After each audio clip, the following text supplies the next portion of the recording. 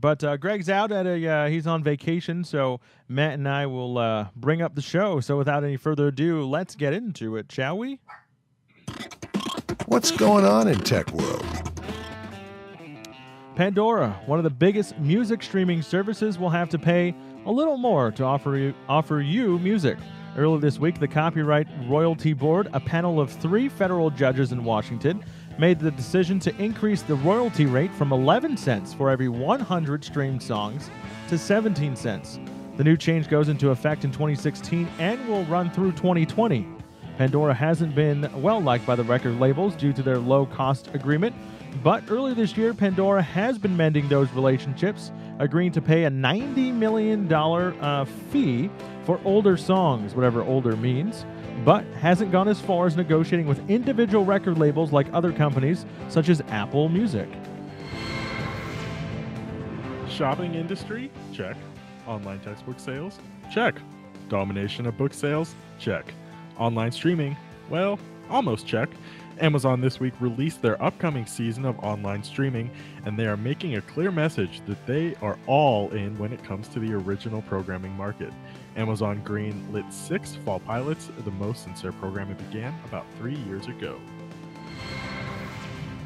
Millions of Brazilians, wow, that rhymes, that's impressive, had to look up from their phones on Wednesday as courts in Brazil shut down the popular texting app WhatsApp. But by Thursday, all was right again in the world. The app was restored. A higher court ruled Thursday that it was unconstitutional. Quote, it's unreasonable to punish millions of users because of the lapse of one company, close quote, said Judge Xavier de Souza.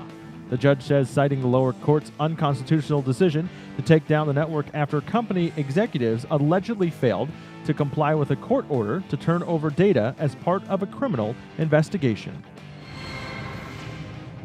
One step forward and 2 steps back, that's the autonomous car industry. This week, a judge in California ruled that self-driving cars will need to be equipped with a steering wheel and pedals to drive on public roads, so an onboard human, who is also required, can take over at any time.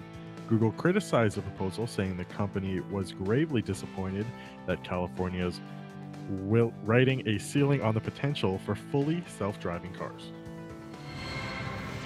And finally, Apple named potentially their future CEO, a Tim Cook lookalike.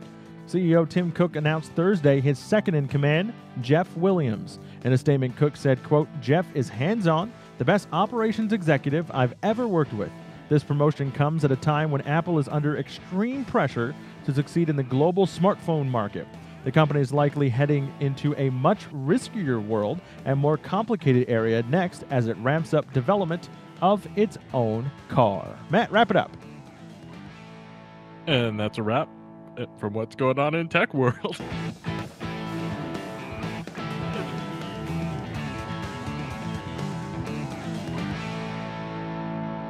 I apparently can't read. I caught you off guard there.